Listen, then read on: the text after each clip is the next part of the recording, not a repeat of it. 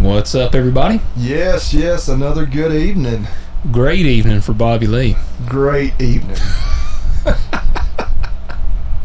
Yeah, I was like, are you kidding me? Like, Logan always gives me hell about being late, and I was going to be on time tonight. Yep, and now we're 27 minutes past time. Yeah. Bobby Lee had a run with the law. Yeah. Law dog. Stop me. He's a fan of them, you know. I'm not a fan. I'm a fan of them doing their job and not being tax collectors for stupid shit. And I was committing no moving violation, anything like that. I'll leave it at that. I'm like, dude, you got better things to be doing at 9 o'clock on a Thursday night. And apparently not. Apparently not. In the sleepy town of Atoka, Tennessee. Yeah. Yep. Yeah, it wasn't our Mumford boys. Yeah. They, I was wondering, honestly. There's those assholes across the highway. Yeah, when you texted me, I was like, oh man, if it's a Mumford cop, I had a feeling it was going to be the guy that messed with me, the safety chain guy. I was waiting on you to get here so I could see who it was. Because if you said Mumford, I was going to say it had to be Mr. Safety Chains. But no, it wasn't. It wasn't. It's a different PD. So, yeah, Bobby Lee had some excitement. He's fired up and ready to go tonight. Yeah. What you drinking? It's not as much of a mystery for me. No, I got that. I'm trying out the new riff. The new riff, yeah. It's good. I thought you were pointing my beer. I was like, yeah, I put some of your beer in there. Yeah. No, the new riff there, man. It's good. Good deal. Yeah, I saw Mr. Tim yesterday. He best landlord ever. Like he came by here and was telling me about it. He raked hay, he baled hay, we did it all. Said y'all tested out his old square baler? Yeah. If anybody's interested in an old square baler, reach out. We can fix you up. Ran like a sewing machine. That's what he said. Said he got you to video it running so he could put her up for sale. Yep. Yeah, he came by. I put my header on back here. I've been getting cleaned up the combine, hand washed the thing, man. It looks brand new. And then I brought my header up here today, pressure washed it off, and got it back there. I put it on, and I got a huge spring that I realized when I picked it up, it's broke. So luckily I got enough. That's why I'm doing this now, so that I got plenty of time to get everything ready. You gotta go to Deere to get that spring. I do. I gotta get that. I bet it costs about what you think a spring would cost, like $19.95. Yeah. Well, it's about that long. It's probably. I guess I gotta forget for people that are $29.95. Yeah, people that are listening, we're being a little discriminatory here. Bobby Lee's drinking Coors Light for you that are listening and aren't watching. Yeah. And when I'm showing the size of this spring, it's probably it's probably a 3-foot spring, diameter about the size of my wiener. You know, about that big around, about with 10-inch diameter. I'll take your word for it. About a 10-inch diameter, but no. Yeah, in all seriousness, what do you think that'll cost? Man, you gotta get the whole spring, obviously. I would be shocked if it's cheaper than. I'd be shocked if it's cheaper than $600. I was gonna say like $800. Yeah, that's kind of you have to report back to us next week. Well, I'm telling you, the header is cost me I haven't even seen the grand ticket, but I'm putting there's a poly plate that goes underneath the center belt. I ordered that. All the brackets for it because it broke off last year, so all the brackets for it, the plate. I ordered a new hydraulic filter for it, oil for it. I got to order all new. It's got 4 big skid plates. I got to order those, and then the spring. Man, it's no telling. This ain't no telling what all I'm gonna have in that thing. Sure. But I'll tell you what really pissed me off. We put the big cylinder on the Volvo. We got it back on there, I don't know, a week ago or so. Maybe a little over a week ago. And Friday, me and Derek went out there, and he got on the bulldozer. He was running, and I was like, man, I'm going to try it out. I ain't been on the Volvo because it's been out of commission for a long time now. So I was pretty pumped because I've been on the Deere when it was running. And hell, man, that thing, it's a monster. I forgot how bad that machine is. I was just grab a tree and just rip it out of the ground. Yeah. And ran great. We were gonna quit at like 3:30. This was Friday, and at about 3:20, all of a sudden it just the boom just extended out. It just went brrr, and I was like, what the hell? Like my hydraulics kind of went crazy. and I couldn't get it to come back in. My boom was just extended all the way out. It's like, what in the crap? And I was having trouble like even getting it to operate, and I walked it over to this road we had made, and I parked it and shut it off, and I was like, man, the pump was whining, sounded real bad, and man, I was just at that point I was like, the pump is going bad. I know it is. That's probably a $7,000 repair job. And so I got off the thing. I texted Derek. He was on the dozer on like the other side of the farm, and I said, let's roll. He got out and he came walking over there, and I was like, hey man, how's it going? And I was like, man, I was cussing mad, and I said, you want to buy a farm and track hose? I said, I'll sell you all this bullshit, man. I was in rare form, and he didn't even say much, and so I told him, I said, he was like, you gonna try to work tomorrow? I was like, no, I'm not doing anything this weekend. I was mad as hell, and so that's what he called me like Monday or Tuesday, and was chatting with me, and he was like, man, I was worried about you. He said, I was worried, just the headspace you were in. And I said, I was pretty pissed, but I went out there today. I changed the hydraulic filter because I was like, maybe it's stopped up. It was clean as could be, and it won't even crank now. It'll try to crank and it goes dead. And so I called a guy that I know that works with Volvos, and he kind of told me, he said he bets one of the chips of metal that it was shaving off in the cylinder made it through the system and has like lodged in the pump. He said, I doubt your pump is bad. He said it's probably lodged in the pump. He said they can like basically, I don't know if there's some plates or something in the pump, but it can wedge it open, so it's forcing it. That's why the boom was like extended all the way out and wouldn't come back in, because it was keeping a constant flow of hydraulic oil going to that. He said that's also why you can't crank it, because when I'm trying to crank it, it's trying to immediately pump all that hydraulic oil through the system, so it's like choking itself out.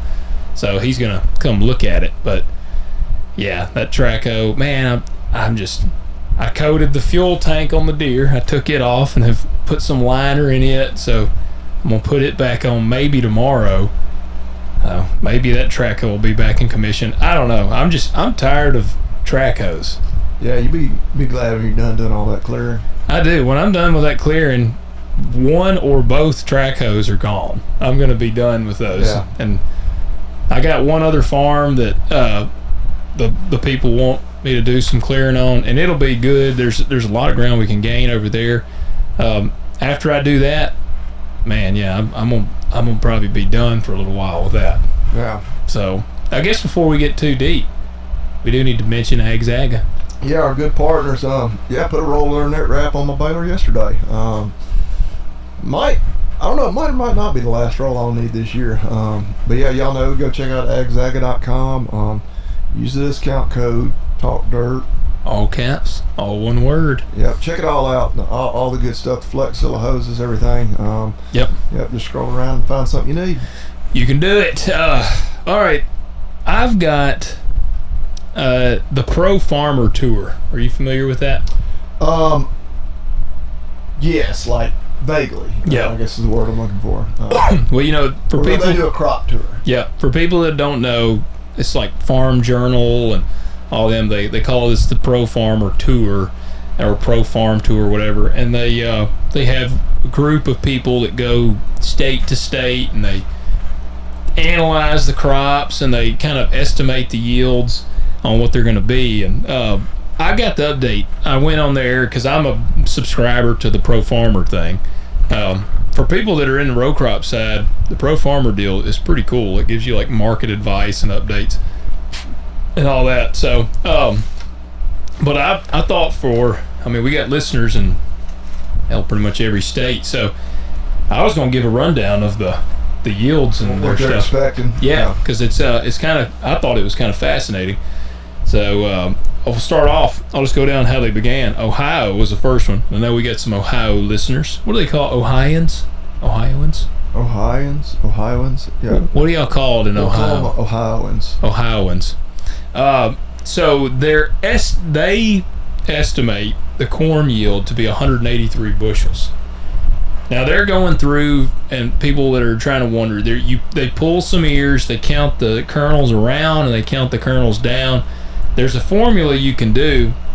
I do it most years. I don't have any corn this year, so I honestly don't remember the formula. But every year I've had corn, I do it, and it gets you in the ballpark. So they said 183 bushels to the acre on corn. Last year, the yield that's down from last year by like 0.7. Yeah, but I figured that'd be a pretty big average, because that's a big average number. Yeah. I think national average is what, about 10 bushels less than that? Yeah, I was going to say, I think we're around 170. Yeah. Which some of these surprised me. Ohio's right there, kind of corn belt, kind of the eastern end. That one's one of the better ones. Like I said, 183 average. Their 3-year average is 181. Okay. Now, the pod count, that's what they did on the soybeans. Soybeans, it was 1,229 pods. That is down from 2023, which is usually 1,252. Their 3-year average is 1,193. The way they do this, they take a 3x3 squared area, and they count all the bean pods in a 3x3 area. Okay. So that's 1,200 pods. That sounds like a pretty damn good bean yield. Looking at these others, I'd say it is. But then you got, next up would be South Dakota. So overall, that's pretty good on Ohio. South Dakota, their yield sees 156 an acre is what they're figuring on corn. And their 3-year average is 142. So big crop for them. It is. 2023 was 157. So they're 1 bushel less estimated, which I don't know what kind of rain they So they must have had a bad, 21 and 22. Yeah. To have that average down that Oh, low. yeah, it's true. They must have had a really bad. Yeah, I wonder what their rainfall is. Man, I don't know. Sunny Farms is one of the big other farm YouTube accounts that I follow, and they grow a lot of corn and soybeans. And In South Dakota? Yeah, and they're registered. I think it's kind of there. They're in kind of eastern, like southeastern kind of South Dakota, general area, Mitchell. It seemed right through there a few times. It seemed dry. I know last year, I believe they had just watched, and specifically right there where Sunny is, because they had to buy a whole bunch of hay, and then I don't watch them a lot this time of year because I'm not inside very often because it's daylight till so late. But I know they've been talking about like some of their hay fields. They're getting like 3 times the production. So, Gotcha. Yeah, I don't think last year was very good for them, but and again, that's just one tiny part of South Dakota. Well, that's what their numbers are pretty significantly different than like Ohio's. Like their pod count on the 3x3 was 1,025, whereas Ohio was 1,229. Their 3-year average is 960. So I wish that I could convert this. I'm not sure exactly how you would convert it to bushels. Yeah. Depends on the size of the bean in the pod. It does too. Yeah. Yep. That is up from 2023. Then we got Indiana up next. They're looking pretty good. Corn 187 bushels. 3-year average is 184. Last year they had 180. Yeah. Pods is 1409. So they're dominating that. 3-year average is 1238. Last year they had 1309. Yeah. So 100 bushel increase, or not 100 bushel, 100 pod increase from last year. So that's pretty impressive. They must have Indiana. They got a pretty similar growing season, I think, to us. Yeah, probably just a little shorter. Yeah. Because what is that? About a 5-hour drive to Indiana. Yeah, you mean probably extreme southern Indiana, maybe in a little less time than that. Yeah. That's what I was thinking. I was a little surprised. Nebraska, their corn yields are not as good as I thought. Well, they're kind of known as like the corn huskers. Yeah. But I don't know traditionally. I don't want to bash them, but I don't know. It seems like they're kind of in that part of the country where it's starting to get a little drier the further west you go. Maybe kind of eastern Nebraska. Yeah. No, and I'm not. Yeah, I mean they're right there next to Iowa, and Iowa's like the corn state. Well, and that's why, like I said, because they're known as the husk like that. That's why I'm kind of like, I was a little surprised. I mean, they're not terrible. It's 173 projection for this year. 3-year average is 169.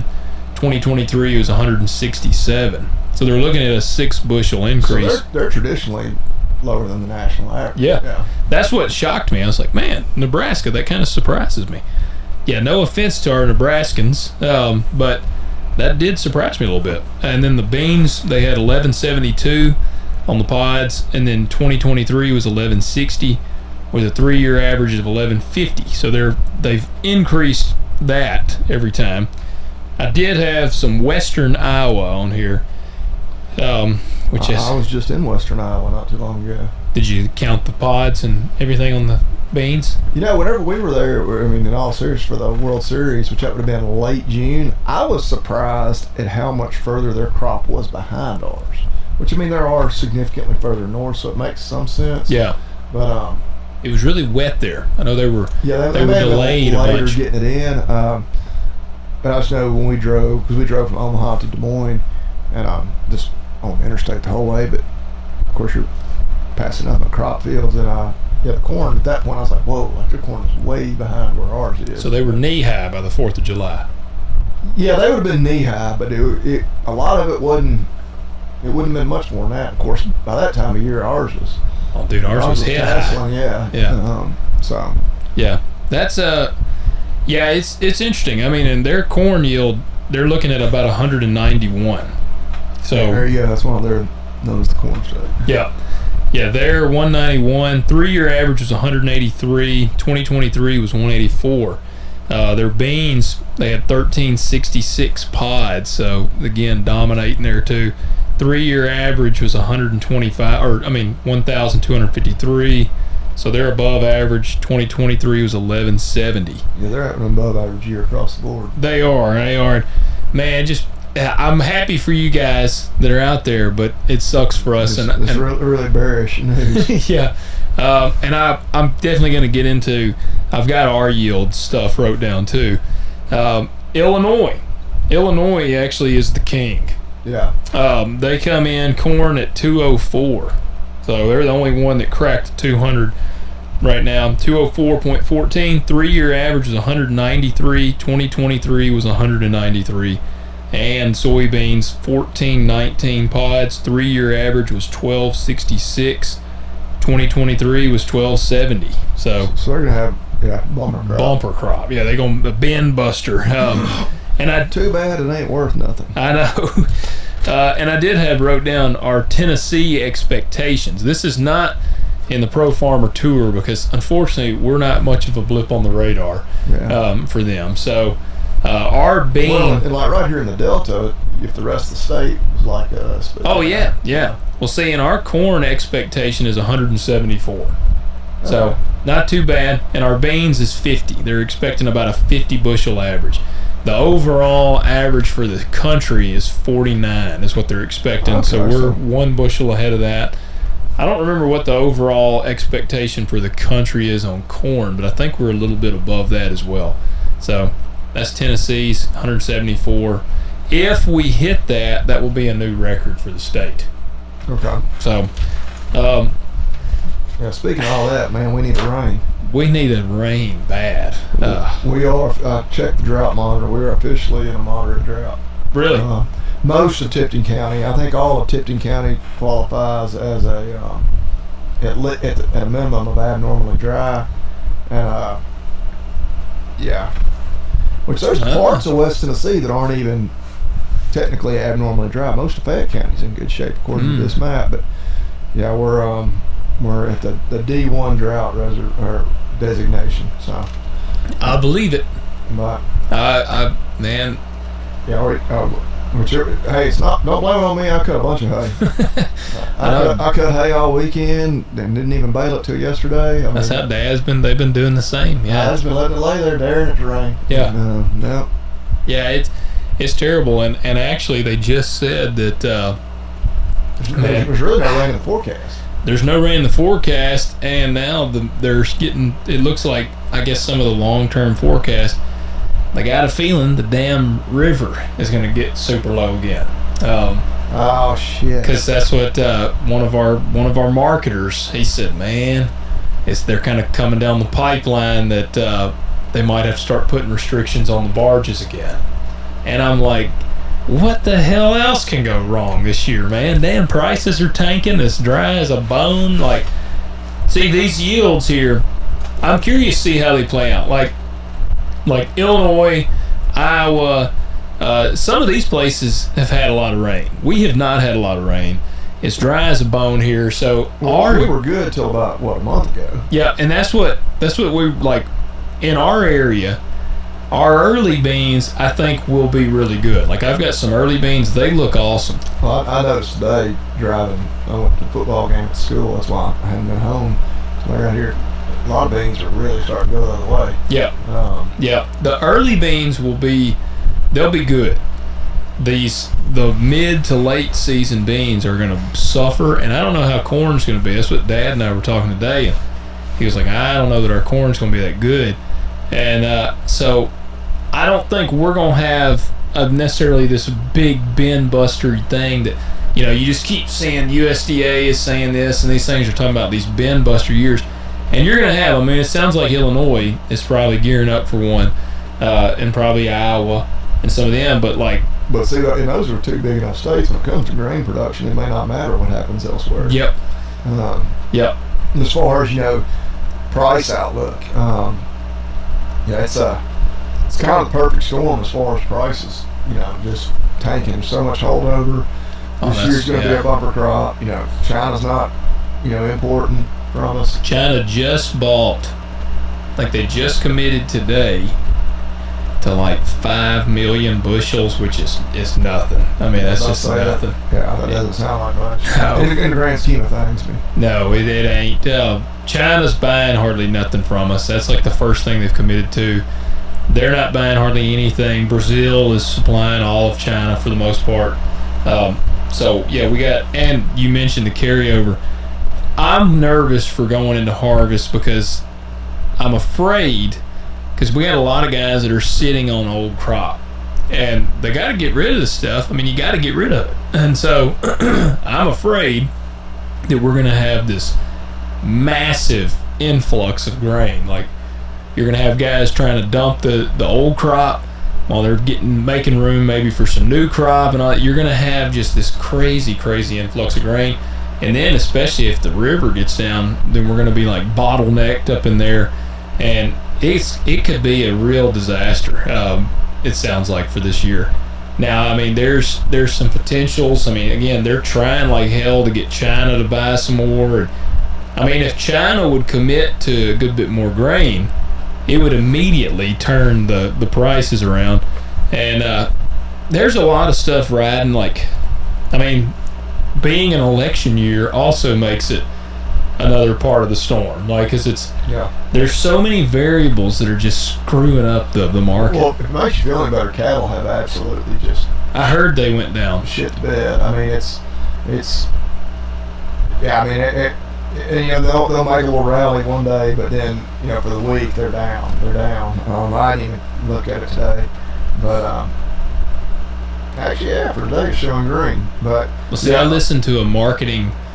Well, you listened to one. I listened to one called Standard Green. I don't know how much we've lost, over the last 2 or 3 weeks, but it's been pretty substantial. Really? So is it time to buy in yet? Man, I would say no, because I think, unfortunately, they can keep tacking them down. I did hear him say boxed beef has not gone down. Well, see, boxed beef doesn't. That's just all. That's the meat packer making all that money. Gotcha. That's the price they're getting. Gotcha. What is your, when they break that price down? There's basically 2 cattle prices you look at. There's feeder cattle and live cattle. Which live cattle are fat cattle, like finished cattle. Yeah. And it's going to be a little less. Right now they're at 182. Feeder cattle are 241. Yeah. What were they a month ago? Man, I'd have to look back, but yeah, then that's just the board. You're actually seeing places. Do you have basis? Do you have basis like we do? Well, no, because when we take them to sale barn, that's what the board is. But our price is not based off the board at all. Okay. I mean, and like feeder cattle prices are based on an 800-pound steer. You can take a truckload of 800-pound steers to town, and even though the board's at 240, what did I say, 242 basically, you say right now, if somebody there really likes them and they're the right kind, they're ultra fancy, you might get well over that. Oh, really? You know, it's a competitive bidding. I mean, that's yeah. That's well, kind of thing we're loving in cattle, or if they're just trash, you know, you might not get that. Yeah. But then I don't understand it as well as I should. But we do have an ORP. My brother and I both do. And the buddy of ours, Scott, we're kind of all got these same type heifers, so we can sell them all together. And so we're hedged a little bit, but it's definitely one of those deals where if we're having to use that LRP, that means we did not make near the money. This will be the first year that I've ever, you know, cashed in an LRP or whatever. You're going to have to use it this year? Gotten paid out. Yeah, and I mean, it's based on, you know, when you sell them and when your LRP contract, whatever ends. I hadn't even pulled my paperwork to see what price we had figured in. And it doesn't even matter what I actually sell mine for. It's just what the board is at when I sell mine. Yeah. And they'll make up the difference. But anyway. Is it a percentage? Because I'm thinking, you know, like for row crop, most of us operate on a 70% insured kind of deal, where like you make you get 70% of the income basically. So you can insure them, like usually you get like a big chart. Actually, I could probably pull it up on my phone, like what you get one for now. And depending on how much you want to spend on the premium, like if the future says cattle are going to be 240 like they are right now, and you want to guarantee that you get like 240, it's going to cost out the ass. Yeah. But if you say, all right, I just want to be sure I get at least 220, all right, that ain't going to cost you that much, because they figure, all right, just there's less risk there if the market's going to drop that much. That's just like row crop. It's 70% is, like I said, pretty standard, and I think you can actually go. I'm pretty sure you can insure all the way up to like 95%. But it's so ungodly expensive that nobody would do that. That's going to be similar. Right. Yeah. We usually have a dollar figure that we want to spend, you know, per 50,000 pounds, and try to stay within that. Because we're not trying to make any money off insurance. It is literally just keep your head above water. To save our ass if the market crashes. Yeah. When I see dumbasses online that are like, oh, they just did it for the insurance. Like, if you are farming and your only income is your insurance, you will not be farming for very long. It's kind of like the story we covered that time. What was the dude doing the tomatoes? And he was like just claiming insurance every time, and then he got arrested for insurance fraud, but two, it caught up with him. He wasn't making no money. Like you can't make money off of just insurance. Insurance is not there to make you money. Insurance is there to keep you going when things shit the bed. So I've made claims over the years, like the year we had the drought really bad and my corn was awful, I made a claim, and that might have been the first time I'd ever made a crop insurance claim. But it's crazy. I figured LRP was similar to that on so that makes sense. Yeah. Well, you know, I don't know. I had a really interesting conversation today with one of my agronomists, and we were talking about just the different things like fungicide and kind of going over this stuff. And you know, man, this is one of those years where we've talked about you can't skimp. Like, I don't believe you can you're never going to save your way to a profit. But there are things where I think it may not be real economically smart to do. This is one of those years where, honestly, I don't think I have not applied one drop of fungicide. Like, and you gain, some people can claim you get up to like 9 bushels per acre. I've also heard there's like a potential for about 2 bushels per acre if you gain any. That's generally if you spray it and then you get some rain. Bad part is it's dry as a bone. I'd spray it, and it's still dry as a bone. So it's kind of like you're kind of wasting your time a little bit to me. And I mean, again, everybody's going to have their own method, their own thoughts on this. But for my 2 cents, for somebody, if you're listening, I mean, your later planted beans, you could still catch them in time to spray some fungicide. But if you were going to ask me, and you were in a similar situation where we're at, where it's dry, I don't think I'd do it. I don't think I'd put any fungicide down. Man, it's also, we figured out, when you run a ground rig over the beans, they say that you damage or lose 2.2 bushels per acre. So it doesn't sound like a lot, but you think about, like, if you're... You eat your airplane. Yeah. Well, I've got an idea bounced in my head. If you grow broke farmer, you can start aerial applicating. Aerial applicating. Yeah. Yes. Got tongue twisted there. I think I'm gonna get in. I'm thinking about getting into the drones. Okay. The drone spraying. I think I might get into that, even if I don't go broke farming. Well, there's actually, they're not a sponsor, and I don't know the actual name of the company, but Sharky actually had a company that sponsored him, and like, he had interviewed him. That do. Yeah, like they set you up, and they were kind of, hey, it'd be good for a lot of our listeners, a way for people to get into ag that, maybe don't have a ground available to them, whatever, where they pretty much set you up with a truck, a trailer. Oh, really? Yeah, for the drone rig. Yeah, and you kind of like buy into the franchise. Yeah. Train you up on it, whatever, insurance and all that. You have to carry whatever it is. Where you're set up and your drone spraying. Yeah. Well, it really has got, because here was the breakdown. Like, if it's a drone, like what I'm looking at, I was looking at a DJI, because I've been looking seriously. Well, $40,000. 30 grand. Yeah. Now that's the drone, and it comes with like 3 batteries, because you're changing the batteries out. Yeah. And it's this is the full thing. Now that's not including your trailer. I mean, by the time you bought the trailer and outfitted it, you'd have 40 grand in it. You got to get your pilot's license, but it's an unmanned aircraft thing. It's a little different. I was looking into that. But I'm really thinking, because here's what I was thinking. They fly themselves, really. They do. Like, you got the field mapped out. Yeah. Yep. Right. Just like tractors drive themselves, GPS. Yep. The dudes have totes on the trailers, most of them, and it's kind of like, some of them already have it pre-mixed. And so then the drone, it does its thing, it flies, it can fly like 3 to 5 acres at a time, and then it comes flying back to you and lands, and you fill her up, and it just goes right back to where it was and keeps spraying.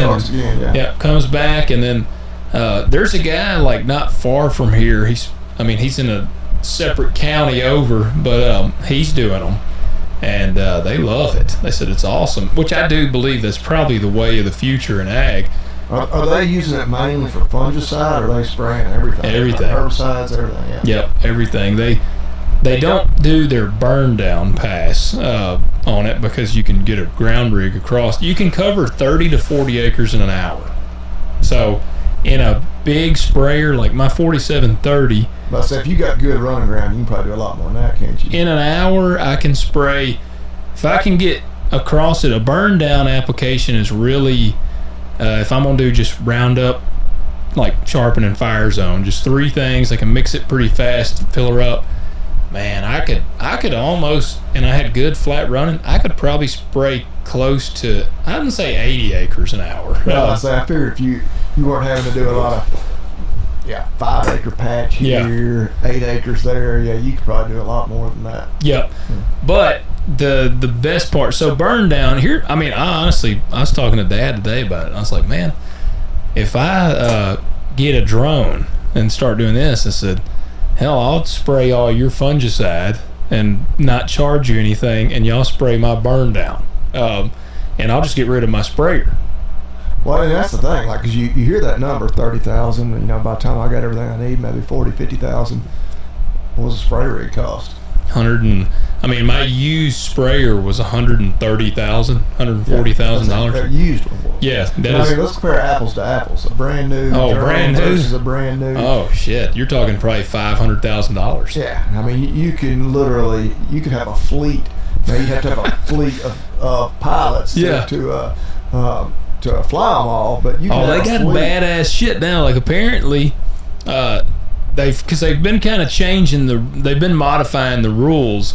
I think used to, for every drone you had to have a pilot, and now I think they've got it where you can have a swarm of drones, which just sounds cool. It's like you're just like you just think. I think of somebody like talking shit to me, and you just all of a sudden they're like driving back to their house, and they look up and it's like all these like a swarm of drones coming after. Probably a good way to lose your license. Probably, and then like you spray Gramoxone in their windows. You can have drone swarms. So I think you can have 2 or 3 per pilot now, which that would be wild. And man, some of them things, they're just going to get better. They can be smart linked to each other. Yeah, so you could have them spraying you could probably have them spraying out from each other so that you're covering the same field. Well, and this is getting probably way off in the weeds on specific drones.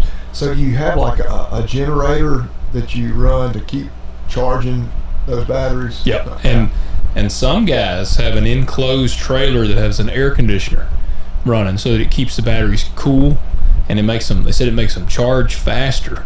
They'll have you're probably getting over $50,000 at this point. Yeah, I don't know that I'd have it that fancy. Your full setup if you got a air conditioned trailer. But you think like I got to thinking, all right, if in 1 year here, let's say a guy working 1,500 acres,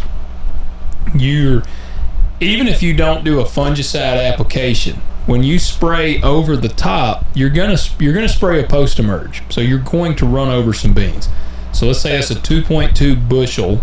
That's what they say. Standards 2.2 bushel acre. $20 an acre that you're losing. Pretty much $20 an acre over 1,500 acres. That's $30,000. So you could buy the drone. You basically in 1 year you'd almost pay for the drone. Now, just remember that's $30,000 like gross, Yeah. It's not $30,000 in profit you're losing. Well, and let's say you shed your sprayer. So if you're shed space. If you get rid of the sprayer, you sell your sprayer. That's got you can buy a ski boat. You could park in there. You could, but you get rid of your sprayer and you don't have that $19,000 note.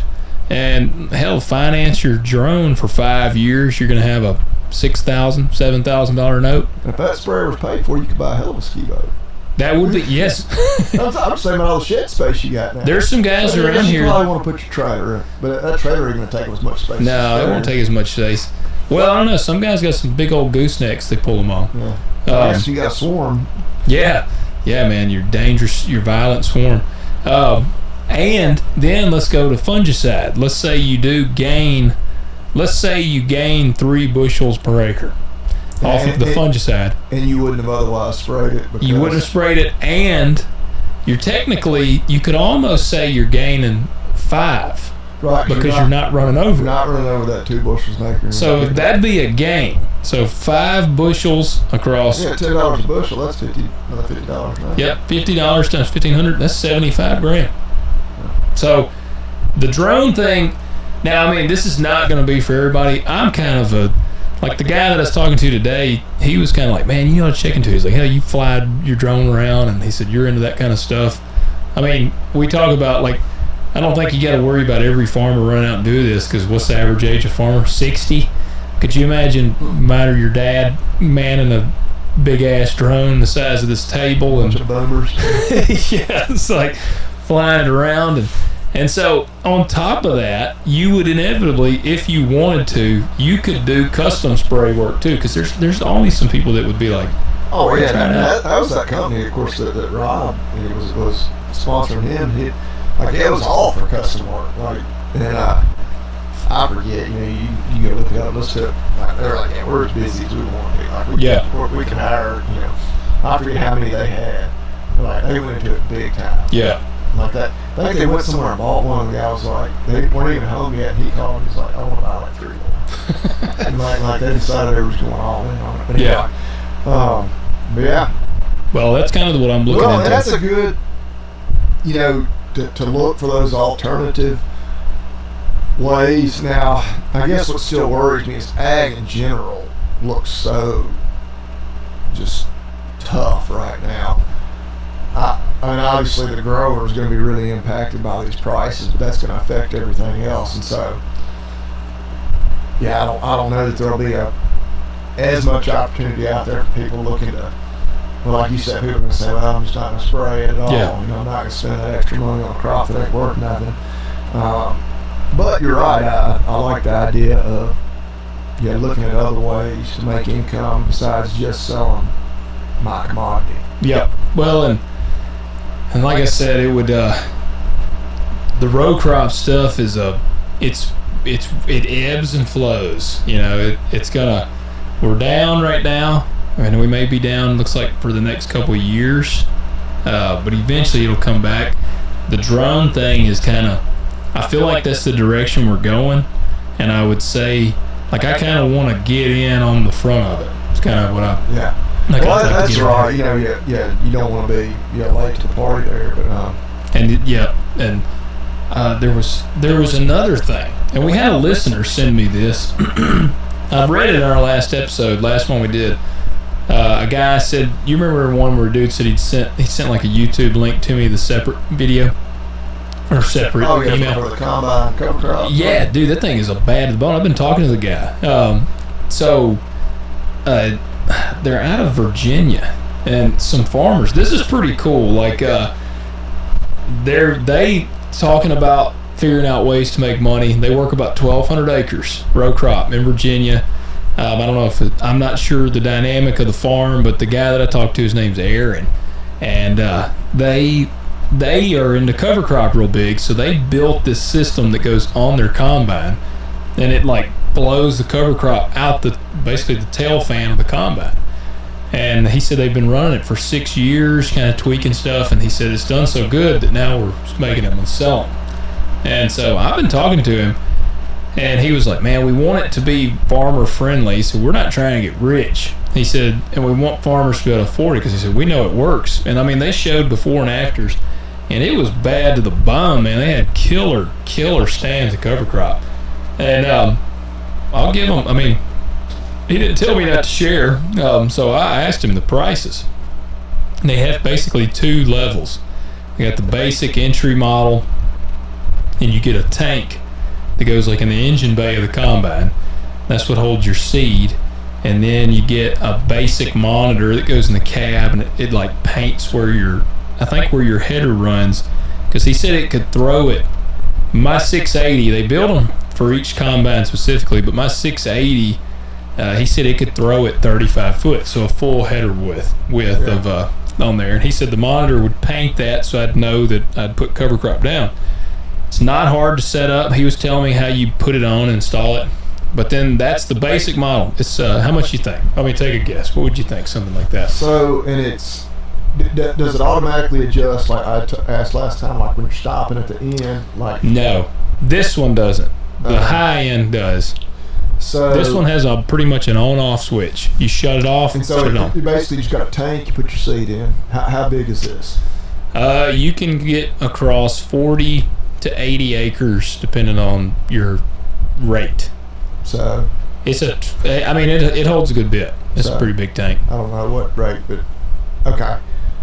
I just don't know how much actual physical product, like what then comes out of the tank. The tank has got to be pretty good size. I mean, it's got to hold. And then does it just gravity flow out of the tank?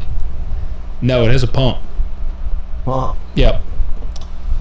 Oh man. The basic model, you plumb it in, because our combines have a hydraulic pump that has like a blank, and he said you plumb into that blank, and then you plumb off of that down to the tail fan. So like it's it is hydraulic. Dropping the seed out into the tail fan? I'm not sure. I think it's being hydraulic pulled. Yeah, because I don't know how the tank would be idea of just how big this thing is. Yeah, the tank has got to be pretty good size. It's got to hold, I don't know. $2,500.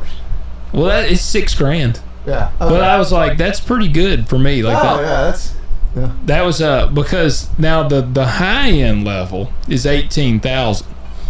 But I was even surprised at that because the high end level has shut off. So like if you overlap, it'll shut off. It's got 20. I wonder how it does that when it's just broadcasting. It's got 20/20 field sense or something. I don't run it. A lot of guys do, but I use Field View. But this has a 20/20 monitor, and that's apparently really expensive in itself. And you upgrade to like its own separate drive meter, and then you can even variable rate the rate. You can write prescriptions. So meaning you write prescriptions, put it in 20/20.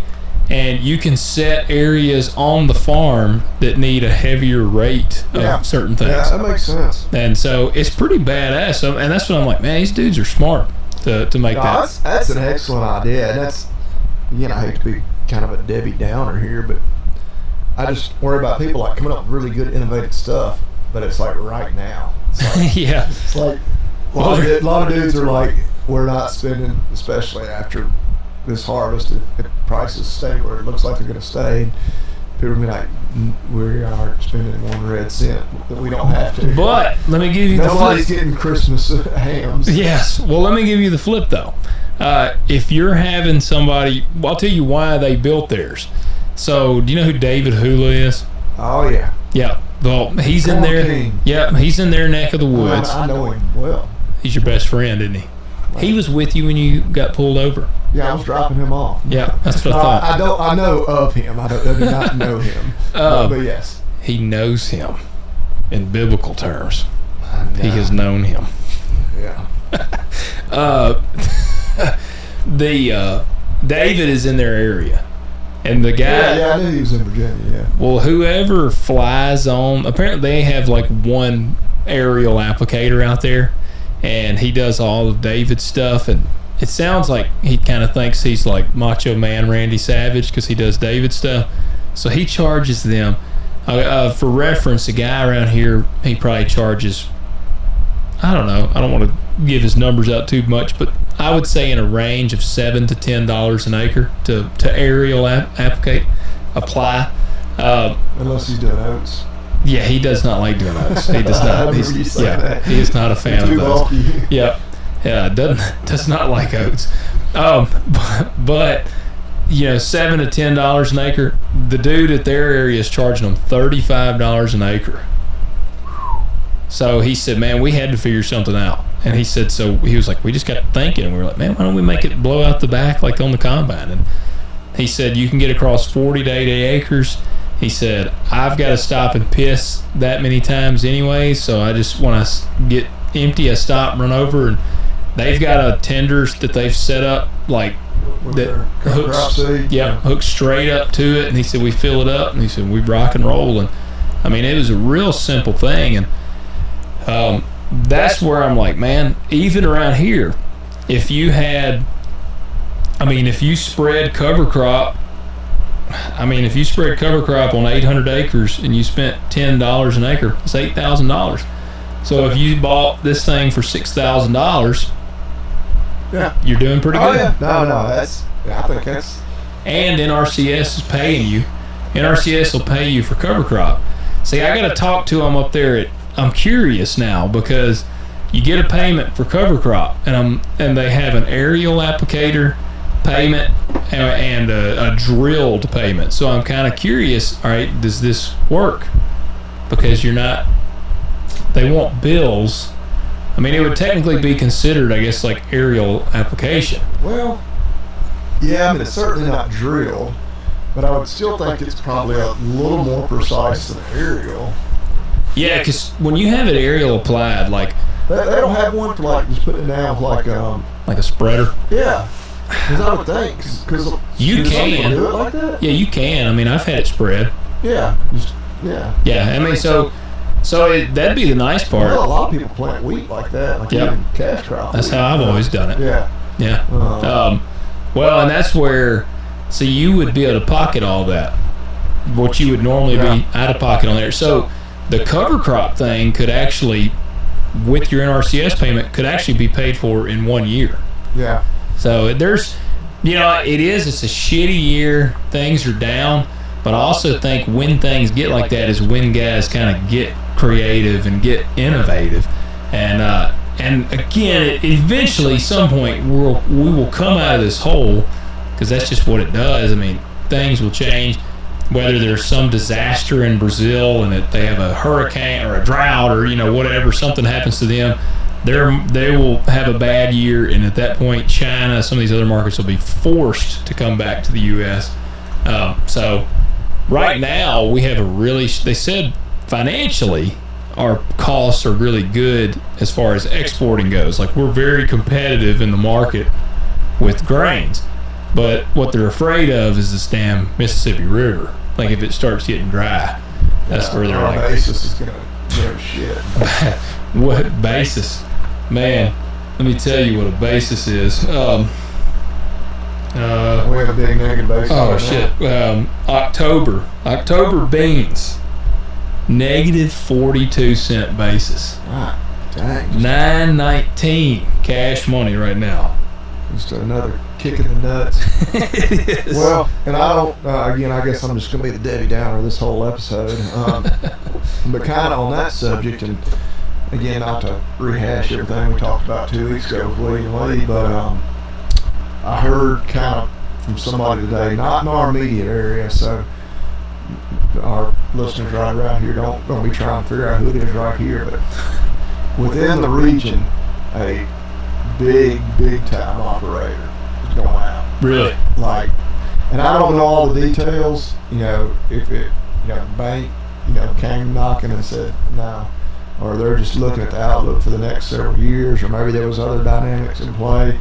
But huge operator, enough where this guy, like, it really, like, rattled people in that area and hear that they were going out. And I don't know that it's big time, like, I mean, it's obviously not a secret anymore, but it was, and they had kind of, just because they kind of heard through the grapevine that, there's going to be a lot of ground available in this area because it's a big outfit. And that's what he was saying. In his opinion on it was, it ain't like family had a fight or anything. It's like, it's like, it's about to get nasty.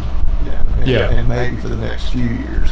Well, like the outlook, he's like, I don't know. He said there's going to be a lot of people that are going to losing their ass. And I was like, man, it's just kind of sobering to, think about that. What worries me, that I saw a guy, I don't know where he got his numbers from, but I'm on that big Southern Farming Facebook page, and this dude, I guess he's in the marketing thing, and he commented, made a post on there, and he said that his books show that next year we could see $6 beans and like $1.50 corn. And if we get to that level, it ain't gonna be very many guys that can cash flow anything at that. And so, and why I'm like, at first you're like, it won't. But you think about, like I said earlier, we got all these guys that are going to be selling old crop, and you're going to also have everybody selling their new crop. So we're going to have a double whammy of yield. Those same people are going to be holding on to a ton of crop this go around. Yeah. Every bit that they can store. Yeah. But I've heard other people say that they weren't as bold to say $1.50 corn. They said we're going to see a 2 in front of the corn before we see a 4 in front of it again. Yeah. It'll be below $3 before it goes over $4. Yeah. Man, that's terrible. And I mean, that's terrible. That's kind of what still pisses you off with the cattle thing, because like Corbett said this morning, all the fundamentals there for cattle to be sky high still. Like numbers are way down. Like simple supply and demand, cattle numbers are way down. It's going to take us several years to recover. Yeah. Even if we started retaining heifers immediately, it just takes a while for a heifer calf to then grow up to be in breeding age, to then having a calf, to then that calf being fed and fat. Yeah. Like it just takes several years. Yeah. And you couple with that, we've got, grain prices as low as we've seen since I don't know when. You know, so feed costs are down. Yeah, it should be cheap as crap. I mean, and of course they blame it all on, you know, and I'm not smart enough. I certainly respect his opinion when it comes to, a lot of us, you know, just these guys that play the futures and everything. It's such a shallow pool that it doesn't take many of them, you know, having a sell-off and doing different things to really tank the markets. And then you got the meat packers and the corporate feeders and all those that kind of, the way they report, you know, prices and whatnot, that they can kind of suppress that live cattle market, which then affects feeder cattle and everything on their own. So I don't know. Yeah, it's been a little bit of a depressing week, last week or two, to listen to those reports every morning. Oh, that's how. Yeah, I watch. I guess I need to share the name in case anybody's wondering, because I watch a marketing thing. Sustainable Chesapeake is the name of the YouTube channel that has the cover crop spreader. Yeah. On there, Sustainable Chesapeake. I need to look that up just because that just, even though I'm in no way in the market for it, it's really neat. Neat idea. It is. The marketing thing, I wanted to share the name of that because they're like 12-minute videos. They're kind of like Corbett. They're 12-minute videos. They're every morning. Yeah. And they just give a rundown of the markets. What are the prices? They even do talk. They just share the cattle market. I think it's called Standard Grain. Let me see here. Make sure I tell you guys right. Grain markets and other stuff. Standardgrain.com is their website, but it's grain markets and other stuff on YouTube. Man, they're really good. They've been doing a rundown, like I said, every single day. They've talked a little bit about the Pro Farmer Tour. I would highly encourage all my row crop guys, especially to get on there. They don't go as in depth on the cattle because it's primarily grain. Yeah. You know, one thing this year, you know, which we bought heifers primarily because you could buy them cheaper and cattle were so stinking high in the spring. But then the other benefit of heifers is we know, you know, a steer has one purpose in life. Yeah. That's the only thing he can do, and that's, end up on your plate. His gonads have been removed, ain't he? Yeah, steer. No, I'm thinking of just the bull. He ain't got but one purpose. Yeah, steer. Well, the bull's got multiple, just like a heifer could. You know, you could go ahead and feed bulls, but those heifers, the price is just too terrible. We got some that aren't replacement quality, so you still have to sell them as feeders, but we got some good ones that... That's sad. You don't value a steer's life? I do, very much. I ate a triple cheeseburger tonight. A triple cheeseburger? Where at?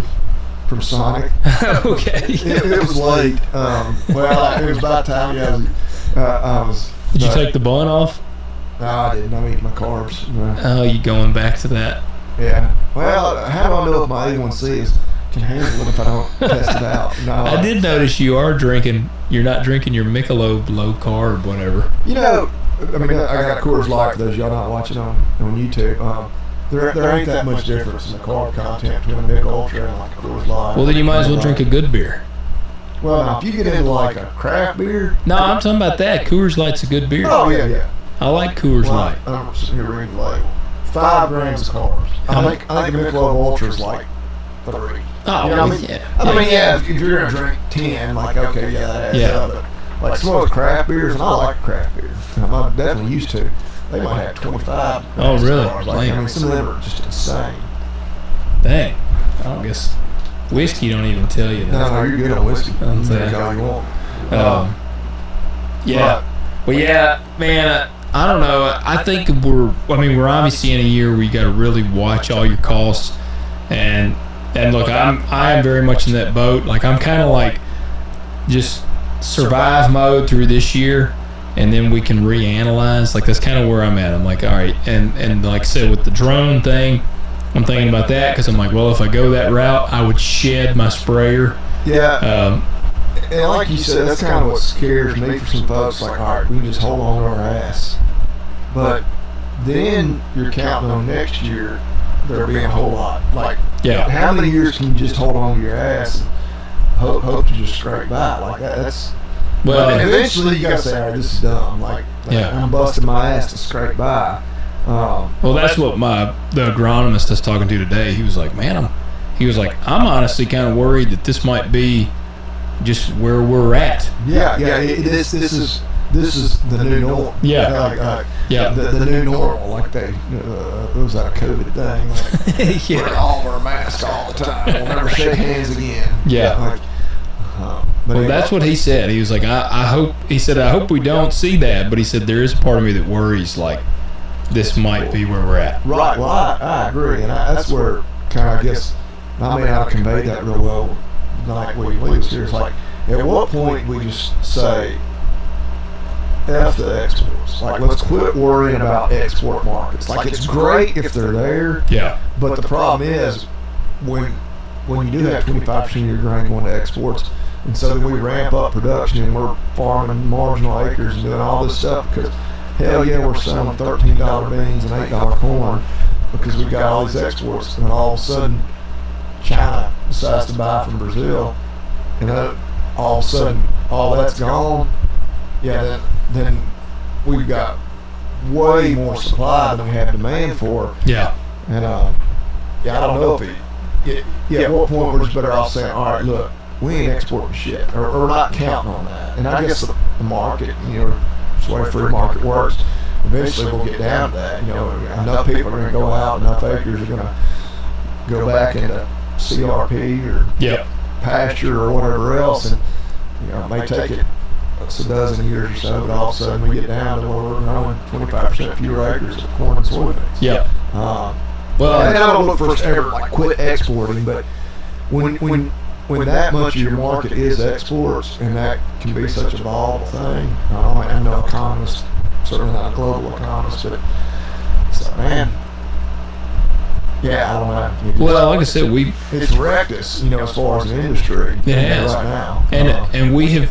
I mean, like I said, and it's a double-edged sword, but we have out-yielded ourselves. I mean, we have yielded ourselves out of a market.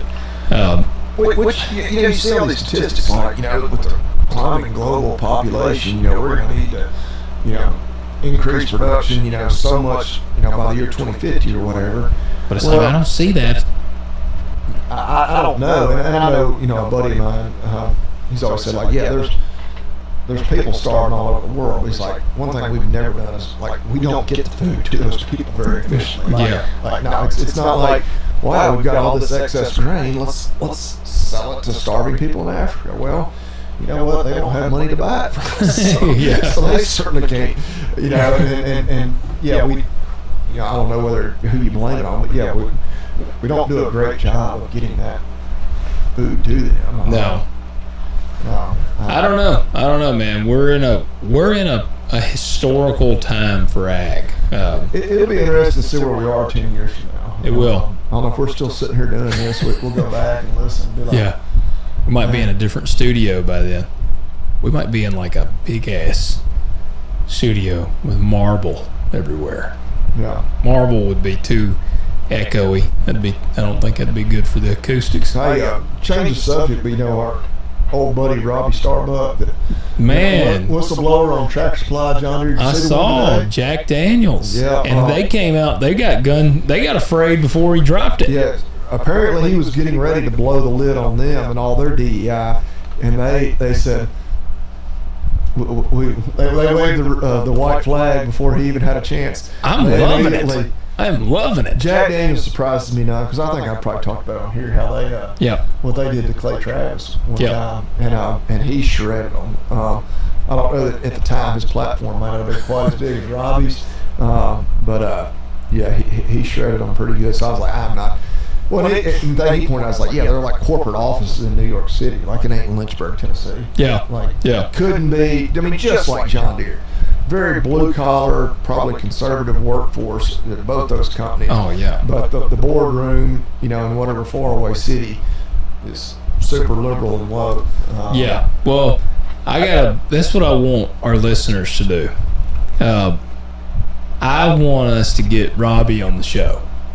Robby would be a cool one to get on the show, and we could go down the rabbit hole of Deere and just all these big companies and why they're doing this. Like, I think it'd be cool to get him on. So what I want you guys to do, because it's hard for us to get a hold of some of these bigger names. So we need you guys to spam them. I want you to go comment on like Robby's videos on Instagram or Twitter or wherever, and just say, man, you need to go on the Talk Dirt to Me podcast. Tag us in there, like put the little, if you're on Instagram, that's what I use. You're on Twitter more than I am. But like, I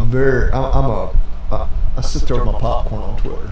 yeah. It's rare that I say anything. Well, y'all can't tag Talk Dirt to Me because we do not have a Twitter page, but tag us on Instagram, on Facebook with him. We got to spam this guy because it'd be cool to get him on the show because I'd like to talk about this. And message him, shoot him a message. Because I have my opinion in talking with other people that are in the corporate world whose companies have gone totally woke, and I'm like, why is your company doing this? Yeah. And I have no reason not to believe what they've said as far as, you know, just wanting to appease these globalist types that have these ESG bullshit like that don't mean crap to me, and I'm like, I don't understand why that matters, but apparently they think it'll matter in the future and whatnot. But we're showing that it apparently doesn't matter.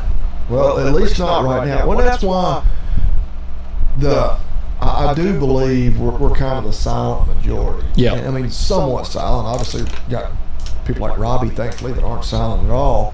But yeah, you got these totally whack. Like when it comes to the transgender stuff, like what percentage of the population is transgender? It's got to be very low. I mean, I would think like 2%, 1%. I wouldn't even, because I mean, what's the gay? Are they even 1%? Homosexuals like what, 2-3%, something like that. Oh, I thought it was like 50 according to Hollywood. Well, yeah, if you're watching commercials on network TV, yeah, you think 3/4 of people must be gay because there's going to be one, a gay couple in every commercial you watch. But anyway, we don't care if you're gay. But they make up what, like 2-3% of the population. So transgenders have to be like 1/10 of that. 7% of Americans, it says, are LGBT, so that includes all of them. So yeah, transgender has to be really. So I would say there's. What percent of the population is transgender? But LGBT, what does that mean? Like bisexual? Look, I'm not gonna get off it. But like, what does that mean? Like one day you are, one day you ain't. I mean, like, You're asking the wrong one. 1% of the U.S. population self-identifies as transgender. So you're catering to 1%. I'm going to go ahead and say that's one of those Hillary Clinton 2016 poll percentage numbers. Yeah. Like, that's bullshit. I know hundreds of people that are transgender. I mean, like literally, like I don't know that many people that well, but like I know, and like I meet and I interact with hundreds of people. Yeah. Maybe you might even say 1,000. I would have to think long and hard. I can think of one person that I have known that I know is transgender. And maybe there's another one that had a really good surgeon, so I don't know it. I was going to say, you might not know. But like they make up a tiny, I would, at least that big boob blonde that comes in might have been old Mike back in the day. We live in a super sane part of the country. If you live in LA or San Francisco, you might know a bunch of transgender people. You probably do. Yeah. You might be one. If you work at Starbucks, I guarantee you know. Yes. But my point. Hell, I don't know what my point is. They're just catering to very tiny population. Right. They're all this like use the proper pronouns. You don't know if they really identify as that. Like what? Yeah. The odds of me seeing somebody who's obviously one sex or the other and using the pronoun that would fit their appearance and it being wrong is so infinitesimal. Yes. Like. Just get out of here. Like, but you're going to spend an entire week of training your new employees to be sure they get the pronouns of everybody right. Like, get out of here.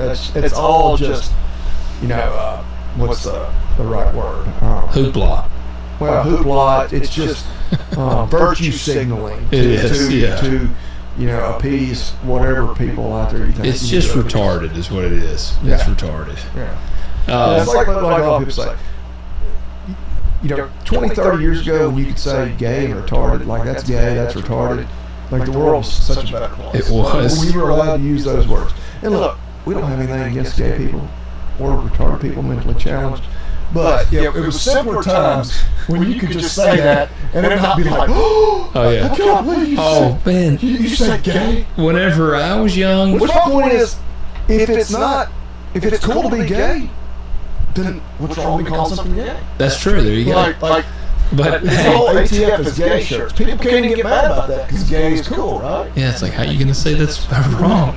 Well, like you being offended by this means you think that it's bad. Should offend the gay people. Yeah. Well, that makes me laugh thinking about when I was a teenager, and I'm sure even when you were a teenager, everything was gay. That's what, like, oh man, you're gay. That's gay. Man, that's gay. Like, your teacher's like, gotta have a test tomorrow. Oh, that's gay. That's what we said, and everything was retarded. Like, that's retarded. And I feel like that one fell out of popularity long before the gay thing. My wife it hadn't been that long ago that the gay thing was still like, but it's starting to come back. People are like, okay. And so is retarded. And I feel a little, because like retarded, like, man, that is a handicap. Like, but I'm not talking about a mentally handicapped person. I'm just saying it's retarded. My cam was retarded on my wife's C450. I had a four-wheeler. They had retarded the cam. Could you be mad at the mechanic for that? No, I mean, yeah. There is an appropriate way to use that term. Joe Rogan used retarded the other day on his podcast, and I was like, wow. He had, who did he have on? Adam Sandler, and he used it. Because I don't listen to a lot of Joe, but I like Adam Sandler, and he had him on. I don't have to listen to Sandler was on. It was good. Theo Vaughn had Trump on. I saw it was good. I listened to it. Snorting coke. Yep. Trump was like, "Is it like drinking alcohol?" He's like, "What is it?" Yeah. Well, like Trump don't even drink. No. It's not like you really believe Trump's never done coke? It's like, I don't know. Like a billionaire in New York City, like, yeah, you kind of think. Like, I mean, certainly, I'm sure he's been around it more times than I'm sure he's been around it. And you do think, like, high society parties, whatever. I've seen Wolf on Wall Street. He didn't even drink, so it's kind of like, yeah, I mean, he may be a purist when it comes to that. And like, some people get hung up on that. At the end of the day, I don't care. Like, I don't care. Oh, yeah. I don't drink. I'm sitting here wishing I had brought my beers over here closer so I could have another one. Yeah. And cocaine, for the record, I've never done cocaine. I don't know that I've ever. That's not a brag. Off the record. I don't know that I've ever even had the opportunity. Like, I've never. That over here real quick. I don't think been in the same room with it that I knew of. Cocaine? I probably have, but like, it's never been like right there in front of me where I've had to say. You're in here right now. Okay. Well, you don't have the mirror out, cutting lines where I have to say no, but like, that's always one, just at least the perception of it. Well, like in Wolf of Wall Street, like super high functioning people, like use it almost like it's a performance enhancing drug kind of thing. I don't know. Maybe it would totally wreck my life. Probably would. I'd probably die the first time I did it. But that's one I was like, man, if it really, like, I could see getting addicted to that. Yeah. Well, I got a really good buddy of mine that has dabbled with lots of the drugs, and acid, shrooms. I don't think he's done heroin, because that one's like going, that's like going to I feel like a real serious level. Then you're injecting it into your veins. But he's done cocaine, and like, I asked him, I was like, man, because hell, I've never done cocaine. I was making a joke with Bobby Lee earlier, but I was like, a lot of cocaine jokes. I do. Y'all might. I mean, maybe I should start dealing it. But these commodity prices stay where they are. I'm not so proud to do it. But I asked him, I was like, man, if you could do any drug without like there's no repercussion, no health repercussions, you can do any drug. And he said, I would do cocaine. He said, cocaine is the best drug I've ever done. He said, whenever you do cocaine, he was like, you are literally just energized and happy, and like your life, he's like, everything feels great. He was like, sex is amazing when you're on cocaine. Dude, stop. And Bobby Lee's like, I need to find a dealer right now. Well, it's like the walk hard. You You don't want no part of this shit. And he's like, it sounds addictive. It's not addictive. It's non-habit forming. But they're talking about weed. Weed. Yeah. What is the cocaine? Is the cocaine on the one? See where I could see cocaine. Man, we've gone way off the rails here, but like I don't want a downer like weed. Yeah. Like I mean that's fine. Like if you just want to chill on the couch, but I mean let's see what he says about cocaine. But the whole like something that's gonna amp me up and give me more energy and cocaine is what and like make me like put me in a better mood. Like here, let's see what. Like is this like a commercial for cocaine? Like, yeah. Like what's the negatives? Here you go. I mean I guess your heart could explode. Get out of here, Dewey. What are y'all doing in here? It's called cocaine, and you don't want no part of this shit. Cocaine? What's it do? It turns all your bad feelings into good feelings. It's a nightmare. I'm thinking maybe I'd like to try me some of that cocaine. I thought in that scene they were talking about weed. He does a bunch of them. Okay. Yeah, he walks in on him. He walks in on him a bunch. So it's kind of a recurring. Yes, because at the end they're old. It's kind of it's making fun of Johnny Cash. And at the end they're old, and he walks in. Is that John C. Reilly? Yes. Okay. I can't believe I've never seen that. You've never seen that? Well, shit. No, that one you would like it. That's crazy for me to say I can't believe I've never seen it. But it's the humor you like. They walk in at the end, and he's in there, and there's some chicks, and the black dude's in there, and he's like, what are you doing in here? And he's like, we're doing Viagra. And he's like, I don't think I want no part of that shit. He's like away from drugs now, and the guy's like, no, it gives you a boner. And he's like, I don't want no part of that. And he's like, it gives you a boner. Like he's like, he just walks out. So yeah, it's pretty hilarious. You got the company tonight? Man, I've got a running list. I know you did, but I think I did. I know I did Proper Savage last week. Hope you guys did get on there and order some of their stuff because they are awesome. And I think actually all his shirts might also be made in USA. Cruise Combat makes all of his shirts for him. Okay, well then yeah, I'm sure they're made in USA. Yep. Damn flying here. We start off with 2 words. Made in America. So I don't even know what company I'm going to do. Pull my list. I think I had wrote down one, but man, that new riff is good. I got to hand it to Mr. Tim on this one. Yeah. That's good whiskey. Yeah, like I say, Tim, he rode hay for me all day yesterday. Then he got on his tractor and bailed some too. I'm going to do. So on my Sig Sauer. Yeah. There, which obviously I guess the handguns make USA, but also on my everyday carry gun I have the Reflex red dot sight. Okay. But their optics are made in USA, or at least that one in particular. Nice. So you're carrying with a red dot. I didn't for forever. I was carrying completely naked pistol. Yeah. I just had a pistol. Which Sig? 365? Yep. XL? X? Yep. XL. Okay, same as me. That's what I carry. Yeah, that is my everyday carry. But I was just like, it would make sense. Like, I know they say most, if you do have a bullet gun, usually they're like 7 feet of you or something. Yeah. But, you never know. No harm in having a red dot on there. And I don't know, because I'd never really messed with the pistol red dot.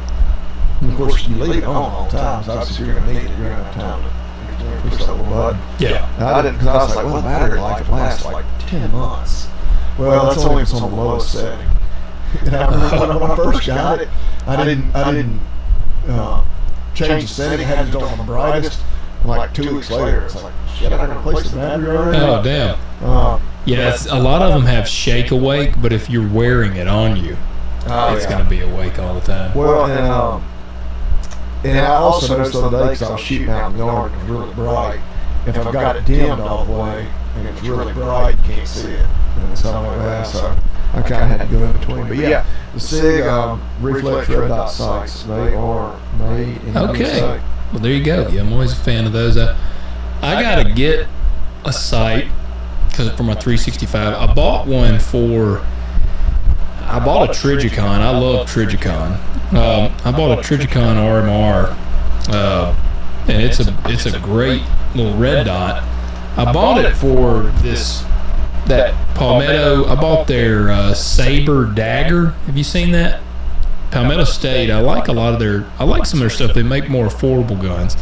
And my truck gun that's going to get dirty and beat around, I got an AR pistol that is I think a Palmetto upper on it, and I got one of their AKs. But I had the regular Dagger, which is just a Glock 3, Gen 3. Damn, that flies, but drive me crazy. Yeah.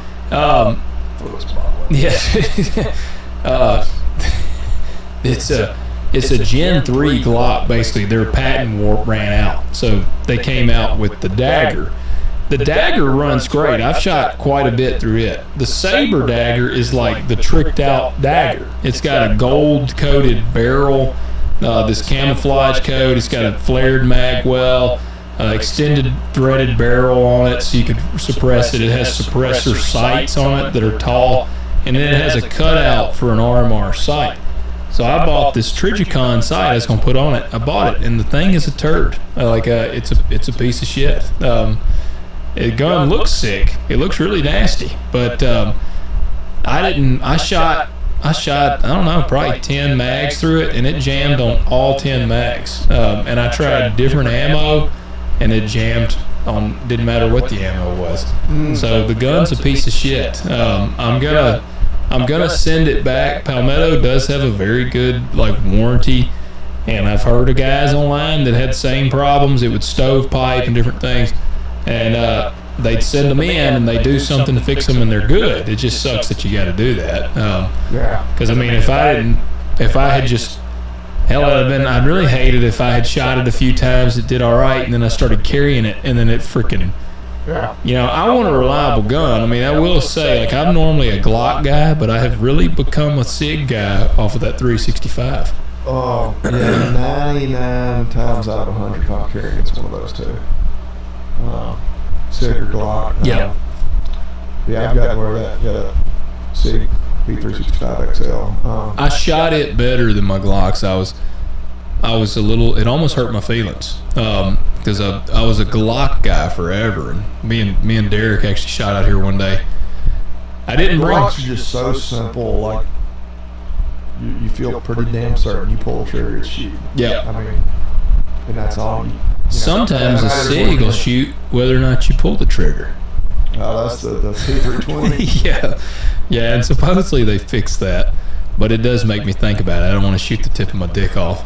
Yeah, I don't want to lose I can't spare that. That or my right testicle. Yeah. Ooh, yeah, neither one of those. Yeah. I sent you the video of the guy getting impaled in the butthole by the bull. You did. God dang, that was brutal. He squared him up right up the hill. Bless America. And he goes over the fence, his pants are tore. I thought he had shit himself. I think it was blood. Yeah. It might have been a combination of But you know what he needed to do?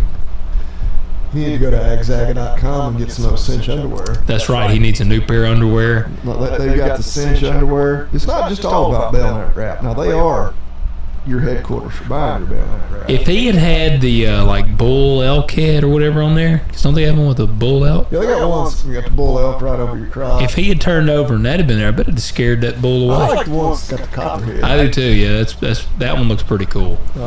Yeah, that's true. He definitely needs some new underwear. He might be dead, so he may not need any more. But if he ain't dead, he definitely needs him a new pair of them underwear off of Agzaga. And if he goes to Agzaga, y'all know he's going to use that discount code. Talk Dirt, all one word, all caps. That might have been the smoothest transition. That was a good flow there. We are professionals. That's right. Guys, leave us a rating and a review. We want them on Apple. We want them on Spotify. Leave them for us. Comment on YouTube to us. We will comment back to you. It might take us a little while, but we'll comment back to you. But submit your questions to us. We've got several. When we get a few more, we'll do another episode, listener Q&A. Comment on talkdirtpodcast.com. Go to the contact page. Submit your questions on there. And BJ, your stuff is on the way. I told him it's coming. I got him a badass thing coming. Okay. I might wait. It might make the suspense even harder on you, BJ, because what I'd really think that I might do is when it comes in, it should be in around Monday. When it gets here, I might hold on to it so we can show it off on air and then send it to him, because it's pretty pimp. Yeah, for those of y'all, he's the one that won the giveaway. He is. So we'll do another one soon. Y'all got to be sure and enter. And when you see what he won, because we just sent him some shirts and hats and koozies, but the big shebang of the giveaway is supposed to be here next week, and that on top of the swag, you'll want to enter the giveaway next time, because we don't do no little piddly ass giveaways. There you go. So, all right, guys, catch you next week.